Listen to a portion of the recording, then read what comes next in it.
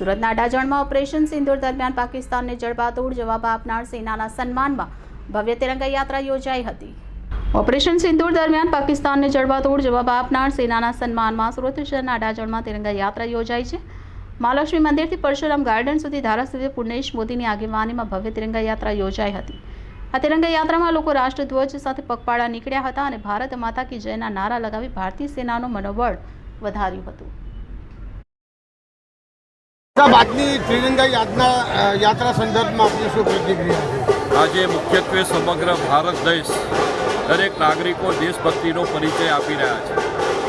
ભારતભરની અંદર આજે અમારા અડાજણ વિસ્તારમાં ખાસ કરીને આદરણીય પ્રધાનમંત્રી શ્રી નરેન્દ્રભાઈ મોદી સાહેબ જે મોદી સરકારની આતંકવાદ માટે ઝીરો ટોલરન્સની નીતિ છે, જે આતંકવાદ સામે માનવતાવાદનો પ્રગટ સંકલ્પ છે, એ માટે તેઓ રાત દિવસ એક કરીને આ રાષ્ટ્રને આતંકવાદમાંથી મુક્ત કરવા માટે જહેમત ઉઠાવી રહ્યા છે।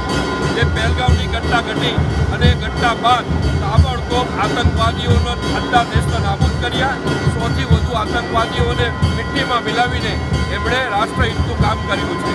એટલે આ કામ કરવા માટે જે આપણું સૈન્ય જે છે, એરફોર્સ છે, નેવી છે, BSF છે, આપણું આર્મી છે અને આપણી ઇન્ડિયન એરફોર્સ છે, આ બધા લોકો જે પોતાનું શૌર્ય પરાક્રમ સાહસ બતાવ્યું છે, તો નાગરિકો પણ આ સાહસને બિરદાવે, નાગરિકો પણ એને સેલ્યુટ કરે।